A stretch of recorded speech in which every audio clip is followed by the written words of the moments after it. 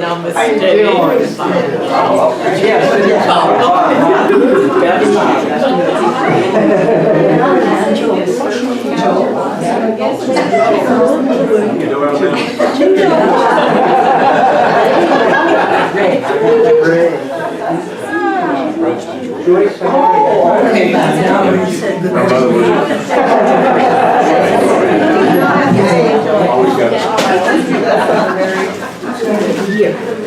we sing Wiggins together.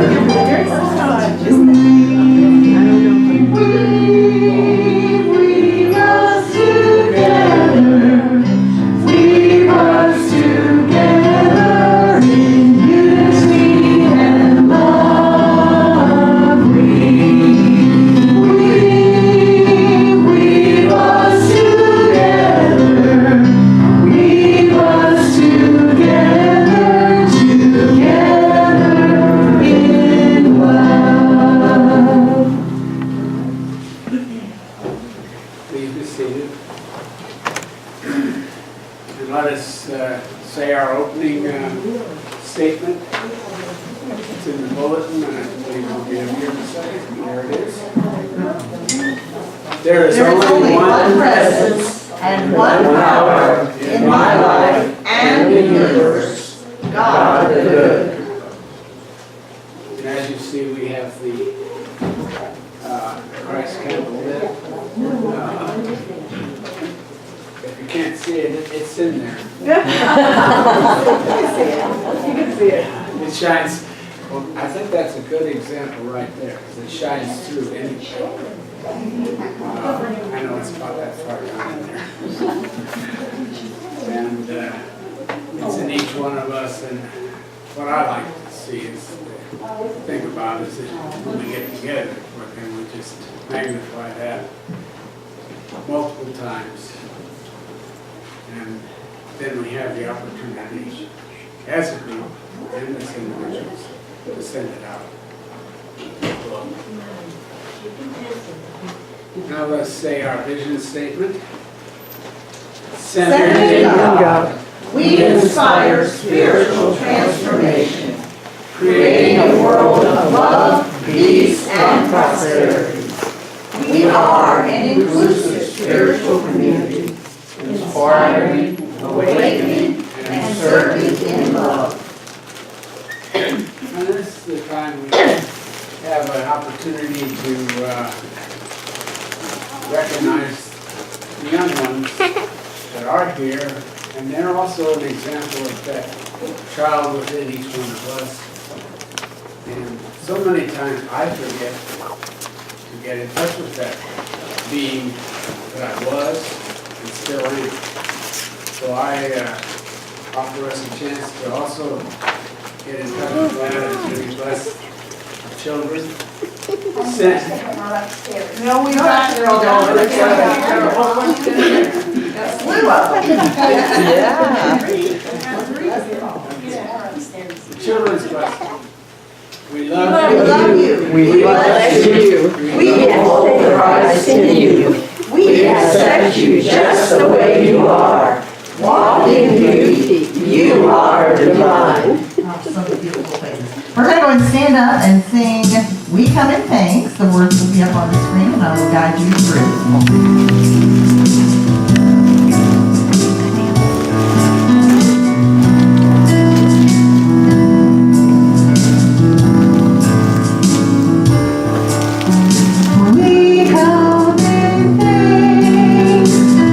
Thank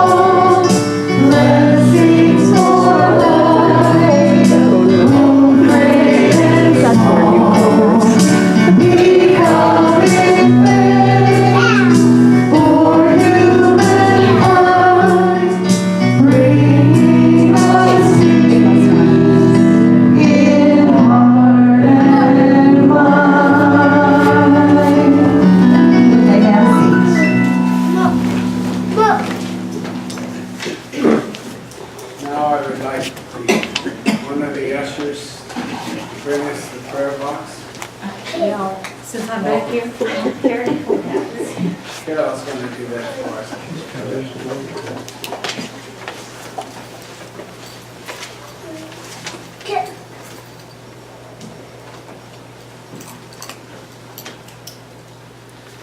Prayer is our center foundation, and so this prayer box, which sits in the back most of the time for people to write out prayer requests, put in here, and it stays here, absorbing the prayer energy here, and then gets sent up to Unity Village, to Silent Unity, and remains there in their prayer room for 30 days. But here now, each week, we focus our energy on all of the prayers that are written down in this box on a piece of paper.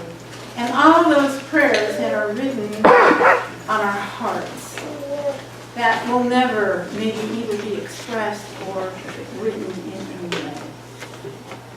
As we open our hearts to that divine love, that divine mind, that divine healing, that which is the truth of each one of us, the truth of each situation, letting go of what we think is the appropriate outcome and opening to all of the blessings, all of that healing energy of the divine power which is both within us, within each situation, and is so much greater than we can possibly imagine. So Spirit, we invite, we allow, we accept that divine healing energy, physical, mental, spiritual. And as we know, before we ask, the answers are already there available to us. We accept in grateful thanks, and so it is. Amen.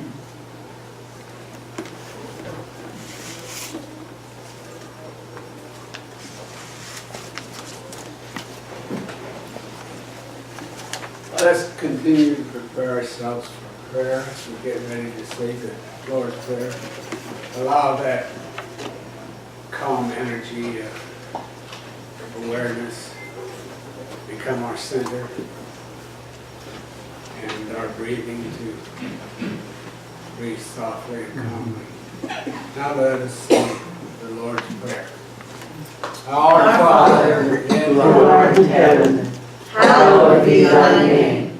Thy kingdom come, thy will be done, on earth as it is in heaven. Give us this day our daily bread, and forgive us our debts, as we forgive our debtors.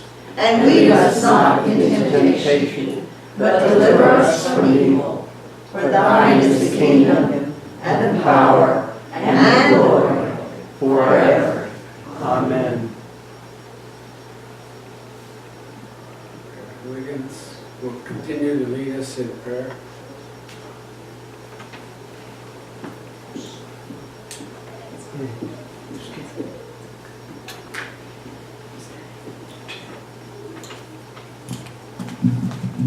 Thank you. It's always a pleasure to be with you here. It's such a lovely congregation. If it wasn't such a long commute, I'd be here every Sunday. I really feel the warmth and the love and the prayer that fills this space. And Reverend Carol is responsible for setting that mood and that tone and the spiritual community that we all enjoy. As we enter into a quiet time, I want us to think about what has occurred in Paris and come to some opportunity for us to pray with all of those being affected by that. Even we are being affected by that. Robert Brunnett, who teaches at Unity School, says that every pain and all suffering that humankind experiences is due to the erroneous belief that we're separate from one another and that we're separate from God. Hear that again. Every human problem and suffering that has ever been, that will ever be, that is now, is the result of a belief, an erroneous belief, that we're separate from one another and separate from God. So all healing, therefore, is to give up that erroneous belief and come to the reality that we are truly one. Regardless of race, color, creed, lifestyle choices, we learn to judge, as Jesus said, not by outer appearances, but by the inner truth. That rightful judgment that we're all connected, we're all one. So I invite you in this quiet time to just envision, first of all, your life, our life as a congregation, this community in which you live, this planet that we're on, all being one. Even the name, universe, broken down means uni, one, verse, song. The universe is one song, and each one of us is an individual note of expression that we'll learn eventually to live in harmony as we make beautiful music together. So just see us as one. Hold that image in your mind as you breathe deeply and relax into this quiet time.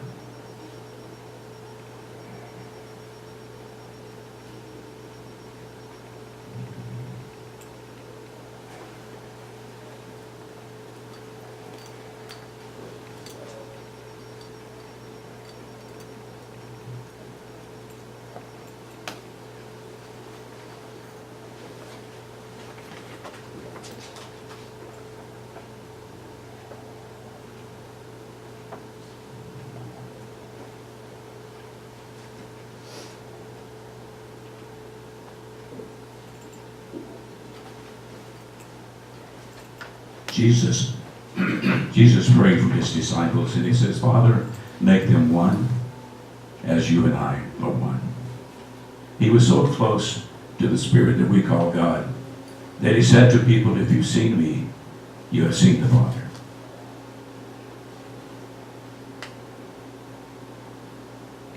If you've seen me, you've seen the Father. Father, make them one, even as you and I are one. If you know this little sort of a chant song, sing it with me. It goes like this.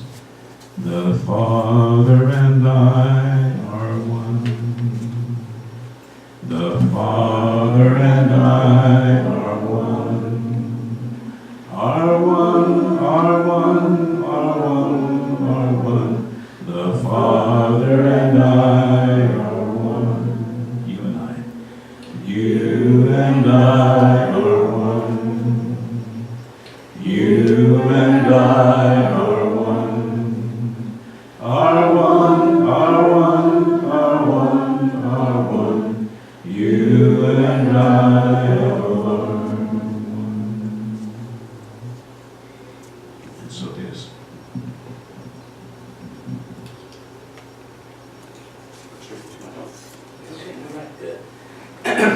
Great to be back, thank you.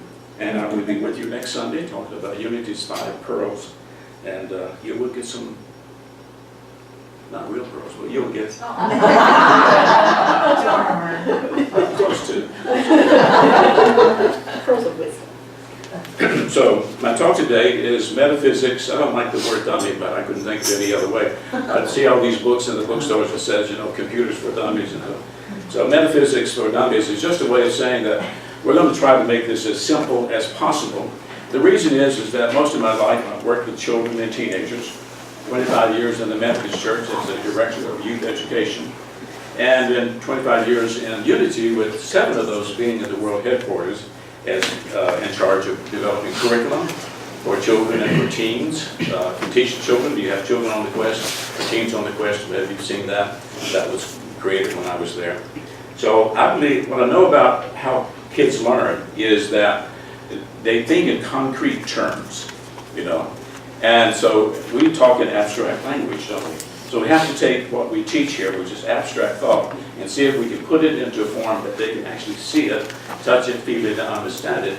And usually, and what helps me to do that is using visual aids to teach. So we'll see what happens with this.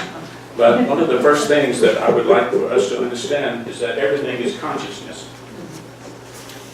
That's what's happening in, that's what I just talked about. There's a consciousness that says that we're separate from you, and we're different from you, and we believe differently, and therefore we have the right to kill you. We have the right to rape your women and steal from you. And as long as we hold that belief, then we don't have a lot of guilt about wiping somebody out, because we're really not a part of that. So to come together with a different kind of consciousness is what unity is all about. We're here to raise our own consciousness and hopefully to raise the planet's consciousness, one person at a time, just by coming to a new understanding of what life is all about. What's interesting, we not only have our individual consciousness, but we live in a collective consciousness. We call it race consciousness, human race consciousness. And there's a collective belief system that we are living in. And we have to understand that we are impacted by the collective belief system, but we always have a choice of where we're going to focus our attention, and therefore the radio. Had to get some batteries this morning for this, but this is interesting. In this room, there's a lot more than we can see, right? We have, there's pictures in the air, if we have the right receptor there's your phone. Do you have your iPhone? Do you have it on? If that's right, leave it on, take pictures, and let people know that you're on Facebook, that you're here. If I say something great and record it, pass it on, okay? So we're living in this collective consciousness, and the radio sort of represents that because it has a lot of different frequencies, right? So I was in radio for a while, and FM stands for frequency modulation, and AM stands for something that I forgot. But this little radio has both AM and FM, so that's our first choice. And let's see what I get here. Oh, and I've got it on FM, I think. And we're going to find a lot of choices on here.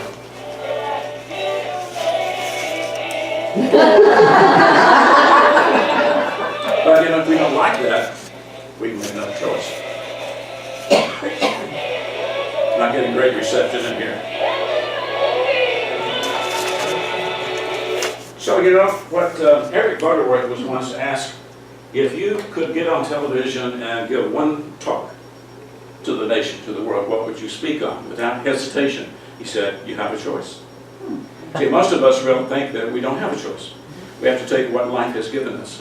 It's like going into a restaurant. These two guys were at a convention. They went out to have lunch. And they sat down. The one man looked at the menu. He says, I don't see anything on here that I really would like. He said, let's go elsewhere. He said, well, you know, any restaurant could probably fix you what it is that you want. Why don't you ask the waiter? And sure enough, the waiter said, yeah, we can do that for you. But see, we walk into life and we say, this is what life has dealt us, and this is it. I was born on the wrong side of tracks. I'll never amount to anything. I was sexually abused as a young child. My dad did this to me. My mother did that to me. So we can buy into that belief, or we can say, no, we really can make another choice. And we see evidence all the time of people who are living wonderful lives now who made that choice. You know, they saw themselves making a choice to turn away from drugs, turn away from alcohol, turn away from other addictions, and move into a new life. So the most important thing that we know is that every day we're making a choice as to where we're going to live.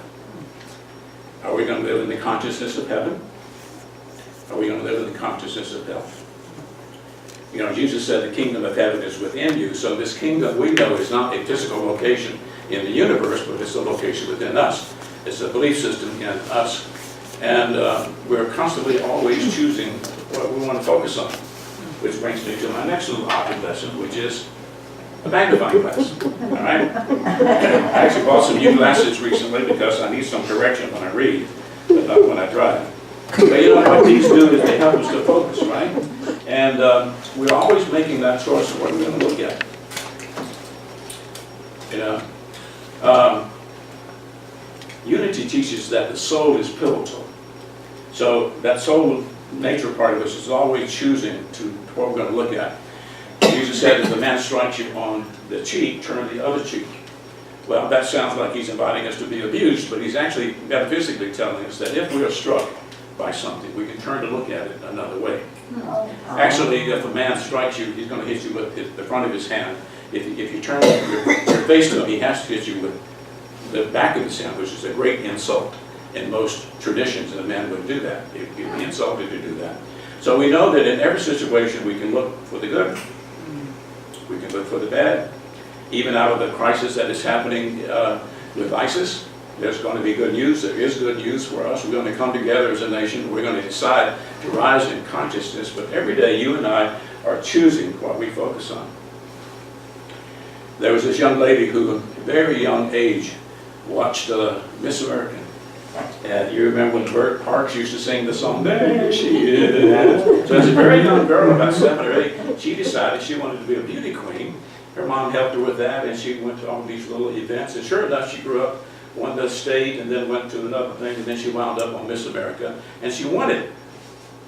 And a radio announcer came up afterwards, after she came down this red carpet with her flowers and a crown, and Bert Park singing on the television. He said, "You must have been nervous, just blown away by coming down that carpet." He said, "Sir," she said, "Sir, I have walked this carpet thousands of times." She focused on having what she really wanted to achieve. In life, we learn that we always have a choice. And one of our choices is what it is that we focus on. Right? One of those choices is to use some very important words. And I'm going to talk to you about unity. Says that we will turn away from negativity and turn away that which is positive.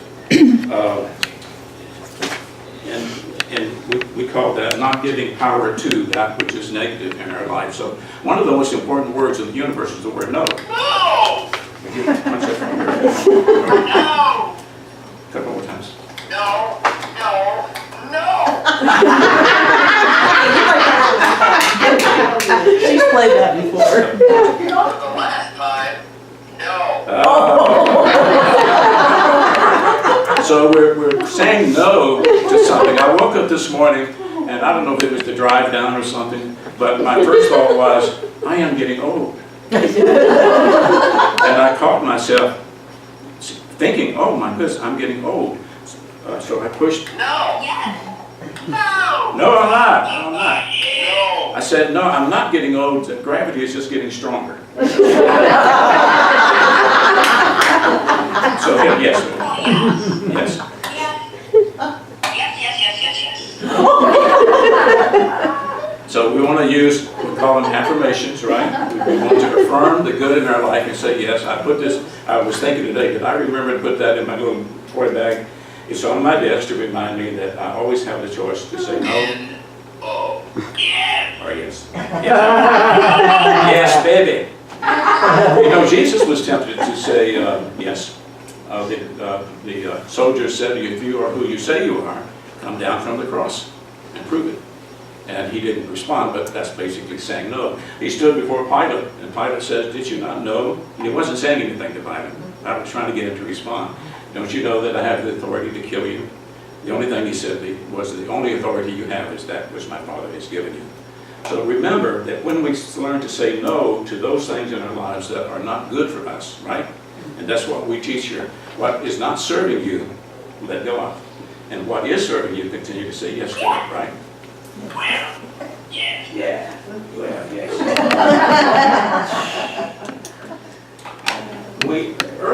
We learned early on in unity a very basic lesson. And the other day I posted something and a friend says, I'm just now, after all these years, beginning to get that. And it does take a while. Again, we're talking about an abstract concept that you can't see necessarily, but it is impacting upon your life. And trying to bring it into a term where we can see it. And what she was talking about is what the yo-yo teaches me. And that teaches me that whatever I put out comes back to me. Whatever I put out comes back to me. All right? Now, there was a time in my life where I could make it spin, go like that a little bit. And I could do flips and around the world and halfway around the world. But this is a very basic. I had a boy, autistic boy out in California that I was working with. And so one day, I want you to have this yo-yo and learn how to do it. You don't have to be an expert, but keep it with you as a reminder that what you put forth comes back to you. I was reading a story this week about a man who was about to retire as head of his company. He was the the principal. It was a private corporation. He was the president and the CEO. Instead of appointing somebody to take over his position, he said to his employees, he called them all together, he said, I'm going to give each one of you a seed, and it's a plant.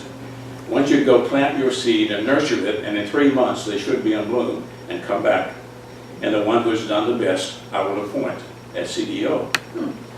So this young man takes his seed home, and he talked to his wife, and she says, well, let's get some good soil, that's important. So they got some good soil, and they planted it, they measured it, had to be a certain depth. They read the directions on that. They got watered it and manure. What do you call that? Thank you. And he was not having any success. He would look at that plant every day, and there wasn't even one sprout on it. He said, well, maybe it needs a little sunlight. Puts it out sun a little bit. And nothing was happening. So the 3 months was up, and still his plant was sickly. And he'd heard all of his fellow employees bragging about how their plants were looking. But they were due to take them in. And he said, I really hate to take this in. The wife said, why don't you take this plant over here that looks good and put it in that pot, and you can claim that that's it. And he said, no! Oh. Sure enough, he took his little sickly plant, and he found out that all of these guys had brought back these beautiful plants. And the CEO got up and he looked at all the plants. And the young man had the name on his little sickly plant. Reminds me of the Charlie Brown Christmas tree. Yeah. And he calls him up front. And he says, Bob, I'm going to appoint you as CEO.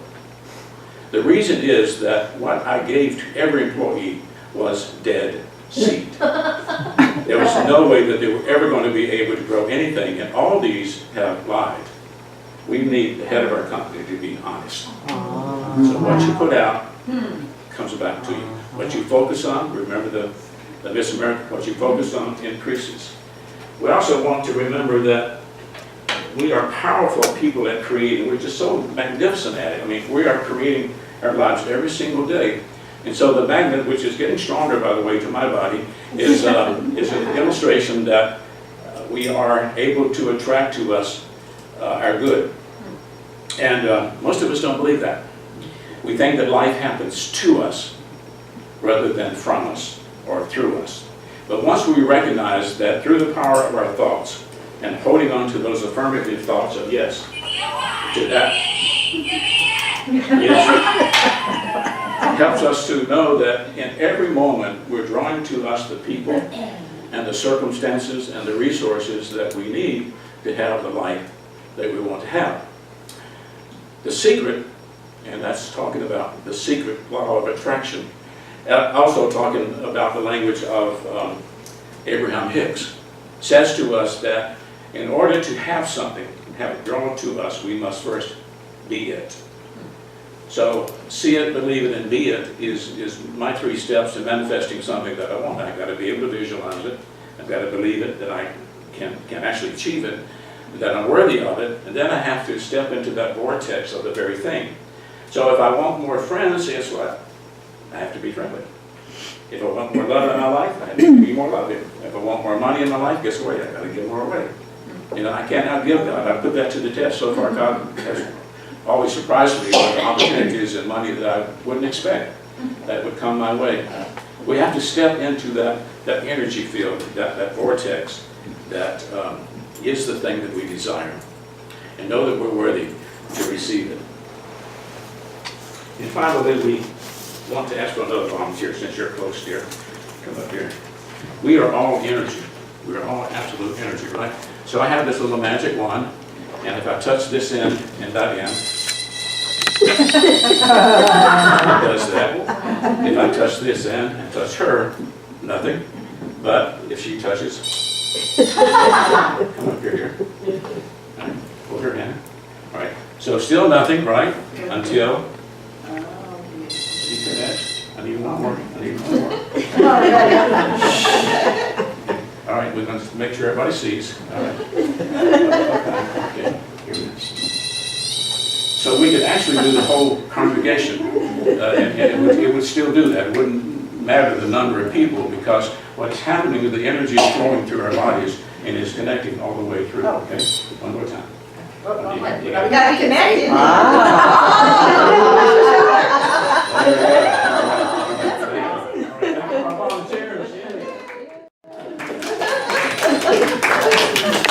So we are that energy field walking around, and we will attract that which is like us, which is important for us to be who we are.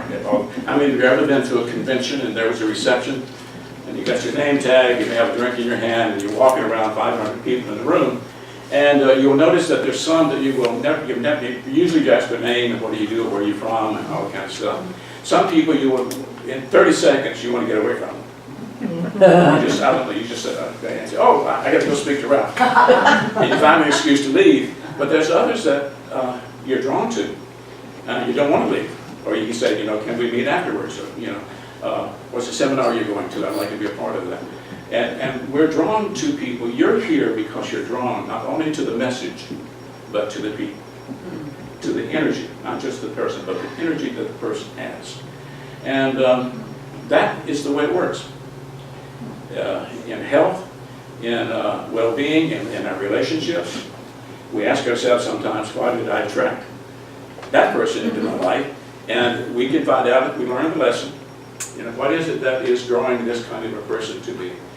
And everybody comes in to be our teacher. And we're basically inviting them in. I know this is hard to hear, but everything that is in your life is there because you're saying, Yes. yes to it. If you said no, that which you don't want will go away. I only married 2 women in my life. One is the mother of my she had my wonderful 2 sons. The other one was a lady that came out of an abusive marriage. When we started dating, 3 sons, a husband, father was a pilot of the big planes, so they made very good money, and they lived in a very wonderful home and a nice lifestyle. The sons were in therapy. Found out later, I guess he was diagnosed as bipolar, so you never know who's going to show up. And you can hear him on Sundays coming in from work, and he's down out of the garage taking a sledgehammer to the boys' motorcycles. On the other hand, when he's good, he's very good. So for 20-some odd years, she was in that abusive relationship. And one day she went and picked up one of the boys from therapy, and the therapist slid a card across the desk saying, honey, you don't have to face this by yourself. So one day, in her kitchen, him being not in his best, had a knife and said, I'm going to kill you. She said, go ahead. He laid the knife down, and that was the end of that relationship. She learned to say no. I have a friend that about 2 years ago, she came out to do an animal blessing at my churches in California. She's a television star. She's an actress, a wonderful lady. And when she came, it was on her birthday. And she showed me a beautiful necklace that her husband had given her, and every now and then she'd get a text from him saying, oh honey, I'm so grateful that you're in my life, and I'm so blessed. So I take her to the airport. I learned later that as she lands back in Phoenix, Arizona, that her son texts and says, Mom, I'll meet your luggage. And she says, where's Jim? Jim is the husband. He said, I can't tell you. She said, you darn well better tell me. Well, Jim had used that opportunity while she was away out on the West Coast to pack his things and go to his girlfriend up in Denver. Well, that's devastating. 18 years of her life wrapped up in this relationship. And I consider her to be my spiritual daughter because her two brothers committed suicide 1 year apart. The mother, as a result of that, became an alcoholic. The father left, and all of a sudden here she was with no family. And I said, I'll meet her family. So about 7 months later, Jim shows back up. You know how you think something is good and I'm going to believe this or that. Turned out not to be.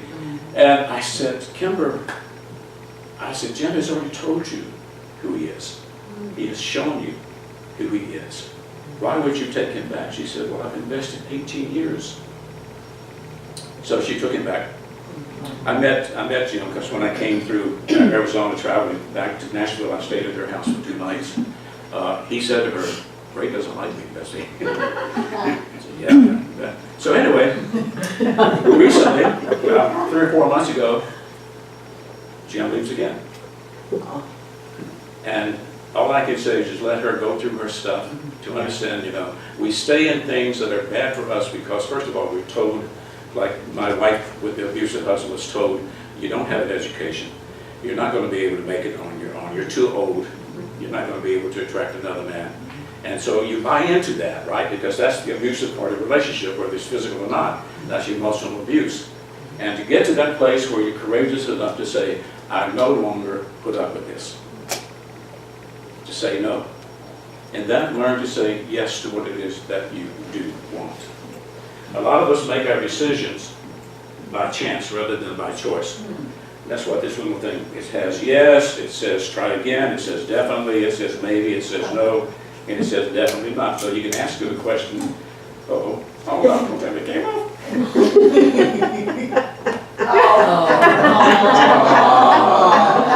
you stay after it, He has good eyesight. You have good eyesight. See if you can thread that back on there. All right. Don't lose those, brother. Come on. It's what we want to do is to be able to come to a place where we are living our lives rather than somebody else's version of our lives, right? Have you ever done that? Have you ever felt, where did my life go? Well, you gave it away. You gave it away, but you can take it back. So sometimes our decisions are made like this. All right, Lord, I'm be 79 years old, December the 15th. Am I going to be alone the rest of my life? Oh, we'll see. Uh-oh, definitely. But remember, if we don't like that choice, we can do it again. It's like when I open fortune cookies, I keep open until I get one of them. Oh, it says try again. All right, same question. It says no. Okay, good. I'll take that one then. Okay, so metaphysics teaches us that in this world is something that is so powerful and yet is invisible. It's in the realm of thought. Meta means beyond. Physical means physical world. So beyond the physical world is that which creates the physical world, and that is the realm of thought. Which is why we associate ourselves with new thought, we can call it that, Paul said to his disciples, let this mind be in you that was in Christ Jesus, not his brain, but his mind, his consciousness, right? Be ye transformed by the renewing of what? Your mind. What is your mind except, it's not your IQ, it's just what you think about and believe enough. That's the collective consciousness you have. If you believe that life sucks, that's probably going to be your experience, right? If you believe that life is great, by the way, that's my password. If you ever wanted to break into my bank account, everything is called life is great. That's my affirmation, right? So every time I sign on anything, that affirmation reminds me that I'm choosing to have a life that is great. I trust that you'll make the same decision, and that you'll use these tools every day to know that you have the power of choice, that you focus on what you truly want. You say no to that which you don't, yes to that which you do want. You step into the vortex. You know that you're a mighty magnet that is mightily attracting your good, and you're energetic, and your energy goes before you. It's like an aura. It's like an energy field. People can feel you when you walk in the room. They can feel your energy. So that energy will attract like energy to you, and you will make beautiful songs together. Beautiful. Thank you. God bless you. I enjoyed being with you today.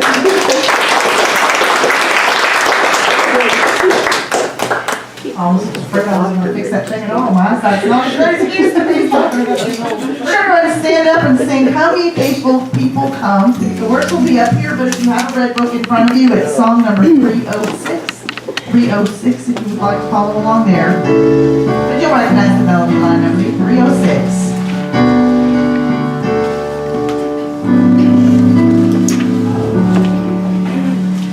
Come ye faithful people, come, raise the song of harvest song, all is safely gathered in, ere the winter storms begin.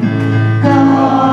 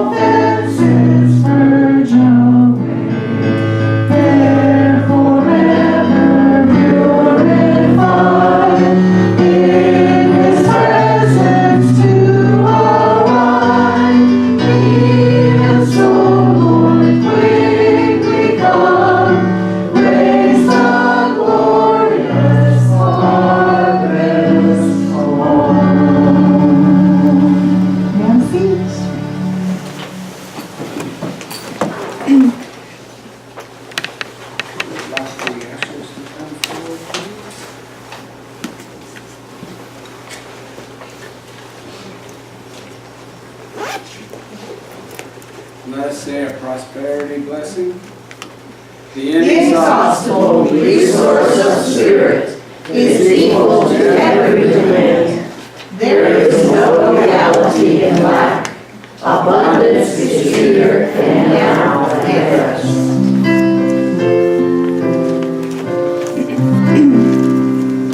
I give because I believe in love. I give because I believe in love. I give because I believe in love, and love is given to me. I give because I believe in joy. I give because I believe in joy. I give because I believe in joy, and joy is given to me. The offertory prayer. Divine love Through me, blesses and multiplies all that I have, all that I give, and all that I receive. Lovingly I give, and lovingly I receive.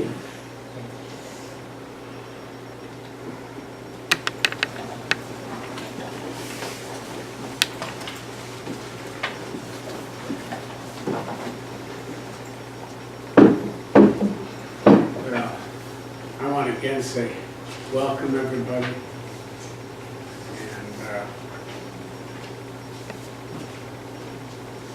And I welcome Reverend Wiggins, who tells me that he's,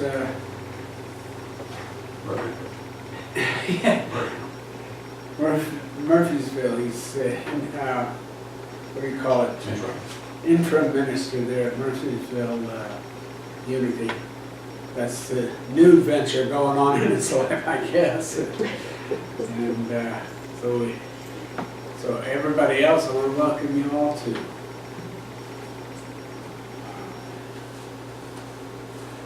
We have new visitors. Do we have new visitors? Or just- Welcome, welcome. And over here. Over here. Thanks for bringing your kids. Thank you. Well, I hope our energy is, well, you've added to our energy, so I'm sure that the energy here is blessed with your presence. Thank you. Do we have announcements? Where are we? We have a nice bright orange thing. We got two orange ones, but the bright orange one is a citywide community Thanksgiving service today at 3:30 at St. Stephen's. The sponsor for this is the Southeast Clergy Group.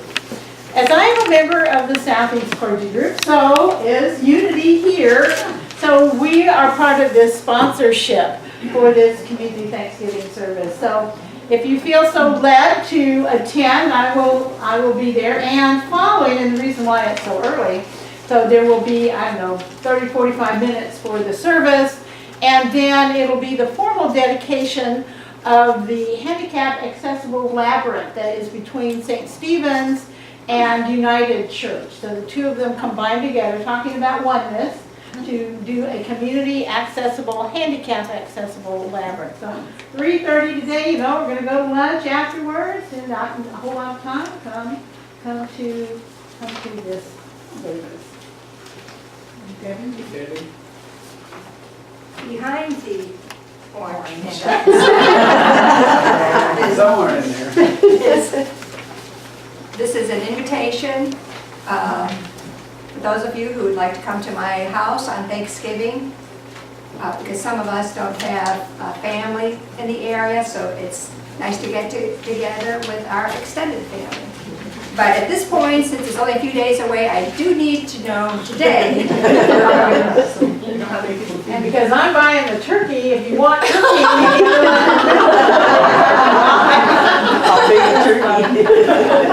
And then I had announcement. We did as a youth, I told you last week, I believe I did, that we did go and deliver the check to the Huntsville Humane Society, and we took a tour, and it was really great, and I mean, the kids enjoyed it, and of course, you want to take them all home, there's little puppies and kitties, but they were very gracious to let us tour the facility, and she actually sent, I'll put it upstairs on the board, but she sent a thank you note. She said, "Dear Amy, I'm so glad I was here on Saturday to meet you and your group from Unity Church. Your contribution is very important and will be used to provide special medical care for a dog with diabetes." All right, I know. Please come back to visit or volunteer. So many thanks, Jill. If you're there, they always need people to walk the dogs or just socialize with the animals. You just play with them. I mean, what a great job that is. So they're always looking for volunteers. And we're not going to meet this week because it's Thanksgiving week, but we'll be starting again next Thursday. And for our December outing, we're debating on whether to do the Tinsel Trail and ice skating, or we're going to potentially go to Santa's Village, because I know some of the kids have not been yet. So we're going to try to coordinate that. If you are interested, my name is in the bulletin, is amylandrino@aol.com. If you want to potentially join us as a group, we'd love to have you. So the youth is we're having a good time. Every Thursday from 6:30 to 7:30, except for this week.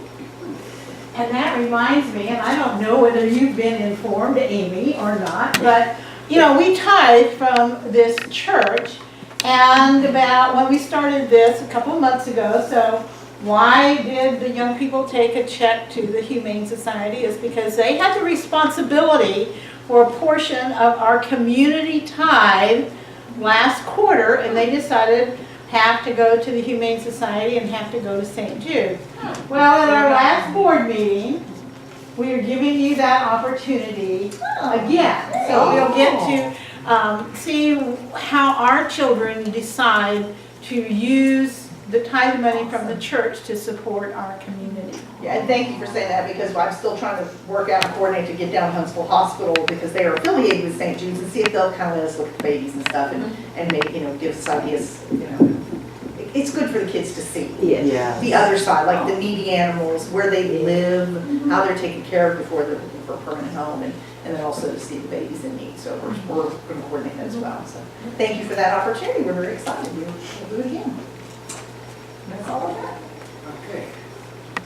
An additional announcement, or if we're ready for any, Bob, our other Bob is going to have surgery coming up. It's like, oh, knee replacements, so keep it in your thoughts and prayers. Yes.